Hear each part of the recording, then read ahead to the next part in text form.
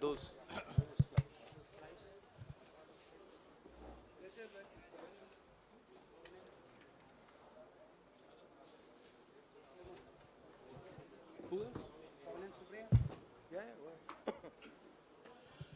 नमस्कार साथियों, इस विशेष प्रेस वार्ता में आप सभी का स्वागत है। एक अत्यंत महत्वपूर्ण मुद्दे पर अभी राहुल जी आपको संबोधित करेंगे। Rahul ji. Are they going to put this stuff up here?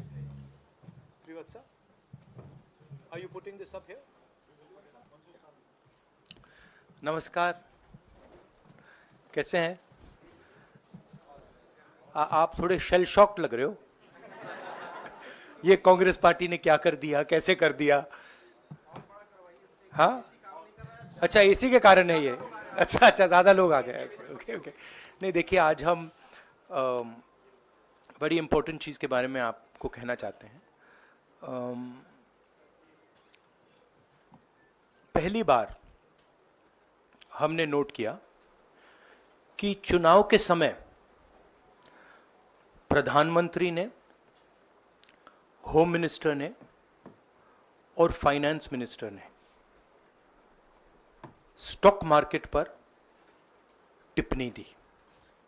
प्रधानमंत्री ने 2-3 बार, 4 बार देश को कहा कि स्टॉक मार्केट तेजी से आगे बढ़ने जा रही है। होम मिनिस्टर ने सीधा कहा कि 4 जून को स्टॉक मार्केट आसमान में जाएगी, लोगों को खरीदना चाहिए। और यही मैसेज फाइनेंस मिनिस्टर ने दिया। फर्स्ट, ये आज थोड़ा हम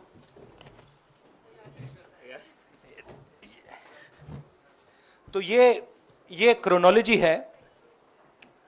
अमित शाह कहते हैं by shares before 4 June.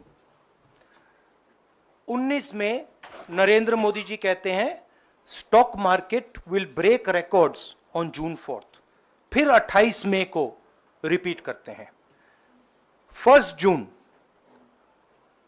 Media झूठे एग्जिट पोल रिलीज करती है। बीजेपी का ऑफिशियल जो इंटरनल सर्वे था वो उनको 220 सीट दे रहा था। तो ये इंफॉर्मेशन बीजेपी के लीडर्स के पास था। इंटेलिजेंस एजेंसीज ने 200 और 220 के बीच में सरकार को बताया था कि उनकी सीट्स आ रही हैं। 3 जून को स्टॉक मार्केट सारे रिकॉर्ड तोड़ देता है और 4 जून को खटाक से स्टॉक मार्केट अंडरग्राउंड चला जाता है। अगला स्लाइड दिखाइए जरा। ये देखिए, 31 मई massive stock activity, more than double what was there on 30th, more than double what was there on 29, 28। ये अनोमली देखिए। ये कौन लोग हैं? ये वो लोग हैं जो जानते हैं कि कोई ना कोई घपला हो रहा है। हजारों करोड़ रुपए यहां पे इन्वेस्ट हुए हैं, फॉरेन इन्वेस्टर्स ने इन्वेस्ट किए हैं। और उसके बाद 30 लाख करोड़ रुपए का लॉस होता है। किसका लॉस होता है? रिटेल इन्वेस्टर्स का लॉस होता है। तो ये जो आप देख रहे हैं, हिंदुस्तान की स्टॉक मार्केट की हिस्ट्री का सबसे बड़ा स्कैम है। और इसके बारे में हम कुछ सवाल पूछना चाहते हैं। पहला सवाल, why did PM and HM give specific investment advice to the 5 crore families investing in the stock market? Is it their job to give investment advice? Second, why both interviews were given to the same media house owned by the same business group, which is also under SEBI investigation for manipulating stock market.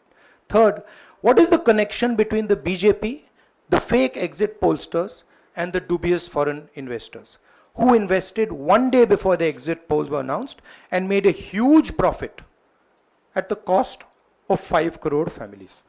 We demand a JPC into this. We are absolutely convinced that this is a scam. Somebody has made thousands of crores of rupees at the cost of Indian retail investors, and the Prime Minister and the Home Minister have given an indication to buy. And this is a criminal act.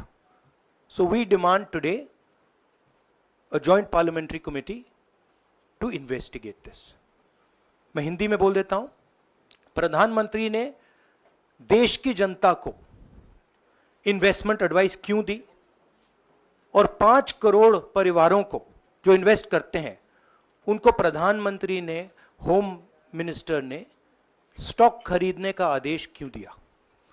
दूसरा, दोनों interviews जो किए गए थे वो अदानी जी के जो channels हैं उनको दिए गए थे.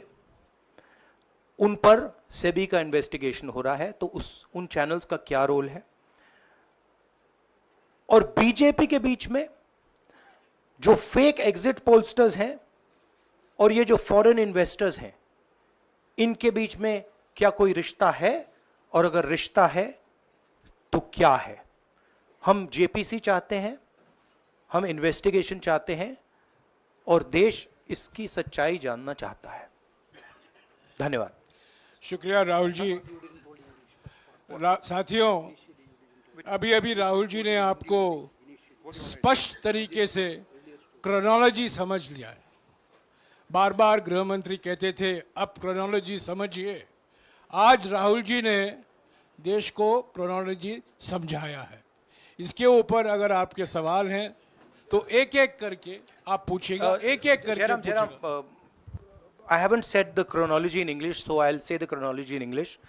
13th May 2024, the Home Minister says, buy shares before 4th of June. This is a clear indication to retail investors and others to buy stock.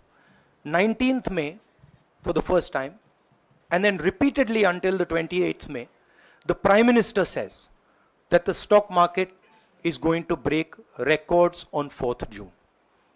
Finally, on 1st June, completely fictitious exit polls are released. These investors are given a completely wrong impression. And on the 3rd of June, as we all know, the stock market breaks all records and then crashes on the 4th of June.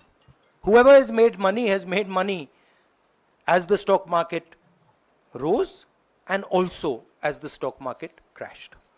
And we are interested in having a joint parliamentary committee, a JPC, to investigate the role of the Prime Minister, the role of the Home Minister, role of BJP members, and also those people who have done these fake exit polls. And finally, we want to understand who are the people, these foreign investors, who did these trades. So we want an investigation for that. शुक्रिया राहुल जी. हाँ संजय. राहुल जी, इससे पहले भी आपने Adani issue पे JPC पिछली लोकसभा में मांग की थी, तो क्या आप चाहेंगे कि ये इशू और हिंडनबर्ग इशू दोनों कंबाइन हो और दोनों की जांच हो?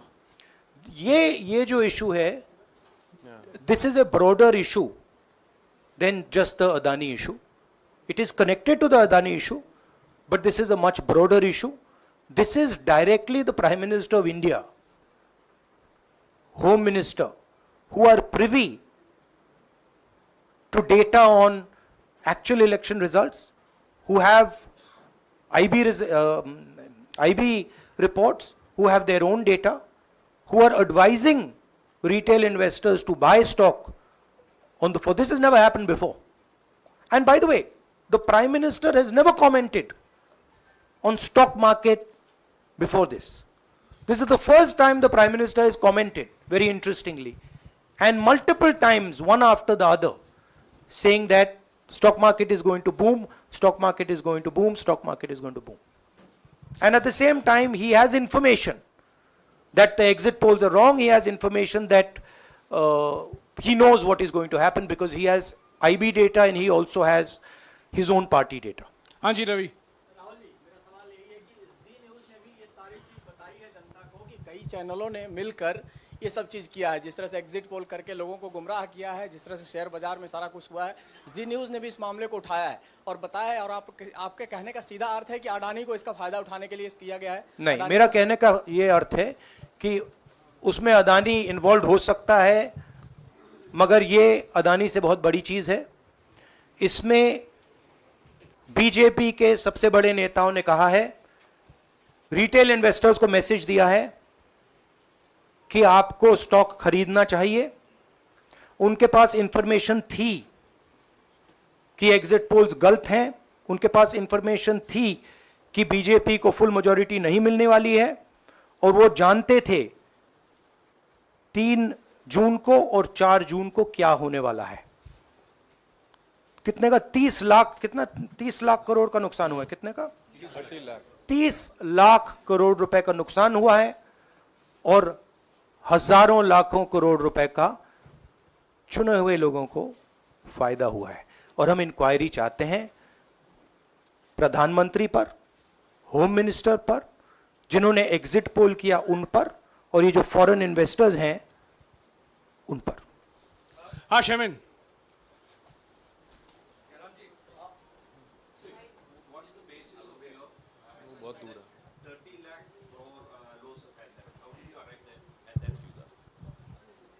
Do you want to explain? This is based on the value, market value of all the companies the day before the results came, and the market value of the stock market of all the companies at the end of the day on results. हाँ संजीव, एक minute Sanjeev. Rahul ji, you've talked about, are you alleging the involvement of the Prime Minister and the Home Minister? Yes. And whose money is it? Yes, Are you that saying is it what I their am money? saying. I am saying that people very high up in the BJP have carried out this scam. I am saying they had partners who carried out these exit polls. We would like to know if these exit polls were actually carried out, if people were actually sent out, and we'd also like to know the methodology of these polls. We'd like to understand who these investors are. We have some sense of who these investors are. So we are not just speaking out of the air. We are confident that if an investigation is done, interesting things will be revealed. And we think the Prime Minister and Home Minister are directly involved in this. हाँ Siddharth. Companies की भी आपको लगता है जांच होनी चाहिए जिनके शेयर बहुत अप गए, जिनके सबसे ज्यादा शेयर खरीदे गए और जिनके शेयर उसके बाद में बीच में बेचे भी गए, तो उन कंपनीज का भी को भी इस दायरे में आना चाहिए, आपको लगता है? हमारा कहना है कि यहाँ पे बड़ा क्लियर है कि स्कैम हुआ है। प्रधानमंत्री ने डायरेक्टली कहा है, होम मिनिस्टर ने डायरेक्टली कहा है, इंडिकेट किया है जनता को कि स्टॉक मार्केट ऊपर जाएगी। होम मिनिस्टर ने तो साफ कह दिया कि खरीदना चाहिए, और जब प्राइम मिनिस्टर और होम मिनिस्टर और फाइनेंस मिनिस्टर ऐसी बात करते हैं तो उसका रिएक्शन आता है, लोग उसको बिलीव करते हैं। तो बिल्कुल क्लियर है कि इन 3 लोगों ने कहा है, यह भी क्लियर है कि इनको मालूम था कि रिजल्ट 400 का नहीं है, 300 का भी नहीं है। तो ये हम पता लगाना चाहते हैं, उसमें आप जो कह रहे हो वो भी शामिल है। राहुल जी, ब्रह्म प्रकाश दुबे, इंडिया डेली लाइव से। मेरा सवाल यह है कि जो आपने बताया है इतना बड़ा स्कैम है, पहले भी आपने कई मामले उठाए हैं, जेपीसी की मांग पहले नहीं मांगी गई है, तो क्या आपने कहा ये आपराधिक मामला है, क्या कोर्ट में जाएंगे या पुलिस में शिकायत दर्ज करेंगे, क्योंकि आप कह रहे हैं बहुत बड़ा घोटाला है ये? नहीं भैया, मैंने अभी आपको में शिकायत दर्ज करेंगे क्योंकि आप कह रहे हैं बहुत बड़ा घोटाला है ये? नहीं भैया, मैंने अभी आपको बोला हम जेपीसी डिमांड कर रहे हैं, इन्वेस्टिगेशन डिमांड कर अगर रहे नहीं मांगते तो पुलिस में, कोर्ट में जाएंगे? हैं। जो भी करना है करेंगे, बट हम आपको ये इन्फॉर्मेशन दे रहे हैं कि ये जो हुआ है ये नॉर्मल चीज नहीं है। इसमें प्रधानमंत्री ने इंडिकेशन दिया है, होम मिनिस्टर ने इंडिकेशन दिया है, फाइनेंस मिनिस्टर ने इंडिकेशन दिया है, अदानी जी के चैनल्स के थ्रू इंटरव्यूज किए हैं, और फाइनली लोगों ने इन्वेस्ट किया है, लोगों ने फाइनेंशियल एक्शन लिया है, कंपनीज ने शेयर खरीदे हैं। इसी विषय पर, एक मिनट, इसी विषय पर, इस स्टॉक मार्केट घोटाले पर ही हम सवाल ले रहे हैं। मौसमी, इसी विषय पर कीजिएगा बस।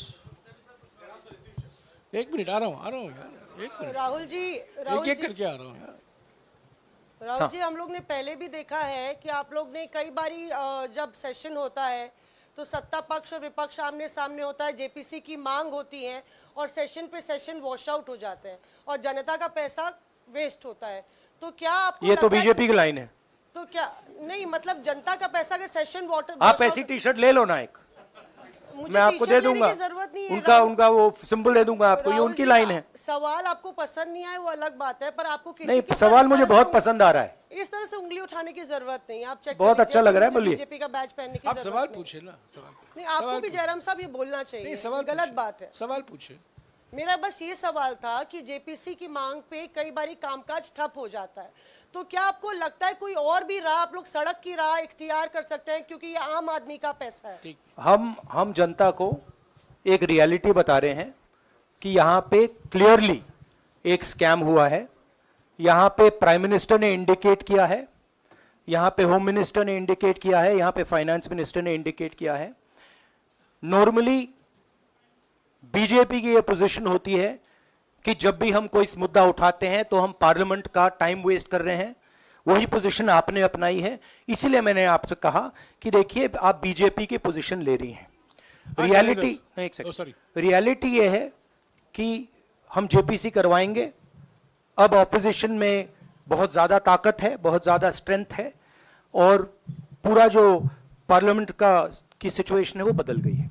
हाँ जयनेंद्र, राहुल जी, जेपीसी की मांग जो आपने की है वो तो पार्लियामेंट सेशन में होगी, लेकिन ये जो आम निवेशक हैं देश भर के जिनका 30 लाख करोड़ डूबा है, उनमें कर्नाटक के, तेलंगाना के, हिमाचल के भी लोग होंगे।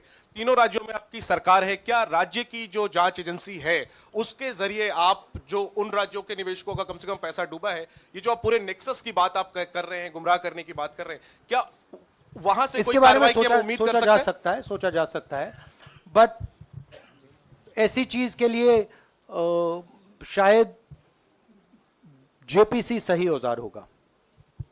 हाँ Ranjita, last question, Ranjita, okay, Mohit is asked, Ranjita यार आप पूछते रहे। मोहित चलो। आपको ऐसे सर मैं इज अपसेटिंग मी।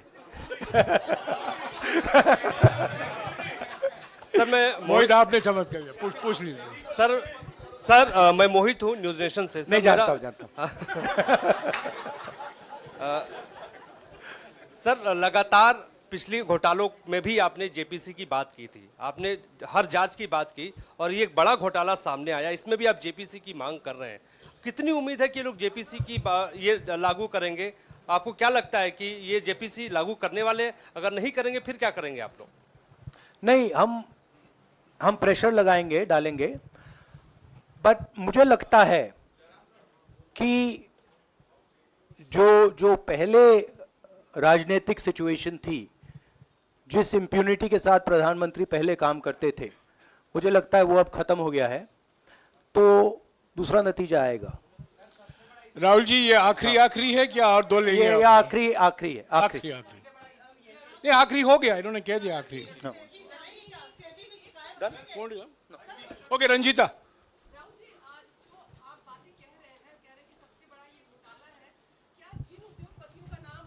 लेते गए हैं, चुनावी जो रैलियां रही हैं उसमें भी और उसके बाद भी, क्या आप कहना चाहते हैं कि सरकार ने मदद की है उन उद्योगपतियों को और अमीर बनाने में? नहीं, मैं कह रहा हूं, मैं सिर्फ सरकार की बात नहीं कर रहा हूं, मैं दो इंडिविजुअल्स की बात कर रहा हूं। प्रधानमंत्री ने और हिंदुस्तान के सब रिटेल इन्वेस्टर्स जिनको नुकसान हुआ है, मैं आपसे बोल रहा हूं, आपको यह बात समझ आ जाएगी। आपका पैसा गया है, आपकी कमाई गई है, आपको नुकसान हुआ है, और इसमें करोड़ों युवा हैं जो ईमानदार हैं। तो नरेंद्र मोदी जी ने, अमित शाह जी ने आपको मैसेज दिया कि 4 तारीख को स्टॉक मार्केट आसमान छुएगी, और आपने उन पर भरोसा किया। मगर सच्चाई यह थी कि नरेंद्र मोदी को मालूम था कि 4 जून को स्टॉक मार्केट आसमान नहीं छुएगी। 4 जून को स्टॉक मार्केट का जबरदस्त नुकसान होने जा रहा है, क्योंकि उनके पास इंटेलिजेंस की रिपोर्ट थी और बीजेपी का जो इंटरनल असेसमेंट था 220 सीट का, वो उनके हाथ में था। तो मेरा ये सवाल है, और मैं आपसे इन्वेस्टर से कहना चाहता हूं कि आपको जो चोट पहुंची है, जो आपको दर्द हुआ है, वो चोट नरेंद्र मोदी जी और अमित शाह के बयान ने आपको पहुंचाई है। और हजारों करोड़ रुपए किसी ना किसी ने चोरी की है, वो आपके जेब से गए हैं, रिटेल इन्वेस्टर्स के जेब से गए हैं। तो मैं चाहता हूं, आपके लिए बोल रहा हूं, मैं आपके लिए बोल रहा हूं कि इन्वेस्टिगेशन होना चाहिए, पता लगाना चाहिए कि प्रधानमंत्री जी ने, होम मिनिस्टर ने आपको यह गलत इंफॉर्मेशन क्यों दी, और ये कौन लोग हैं, इन्वेस्टर्स जो हैं, फॉरेन इन्वेस्टर्स हैं, जिन्होंने इस दिन फायदा उठाया। ये देखिए ग्राफ है, ये रेड चार्ट जो है, इसको देख लीजिए। ये नॉर्मल ट्रेडिंग है, ये नॉर्मल ट्रेडिंग है, ये ग्रे वाली नॉर्मल ट्रेडिंग है, और ये जो ट्रेडिंग है ये अबनॉर्मल ट्रेडिंग है, ये 2-3 गुना है, और फिर ये हुआ है नुकसान। तो ये नरेंद्र मोदी जी और अमित शाह से मैं पूछ रहा हूं कि आप में इसमें आपका क्या रोल था, और रिटेल इन्वेस्टर्स के लिए पूछ रहा हूं, आपकी मदद के लिए, आपकी मदद करने के लिए पूछ रहा हूं, और इन्वेस्टिगेशन होगा तो आपके लिए होगा। धन्यवाद, शुक्रिया।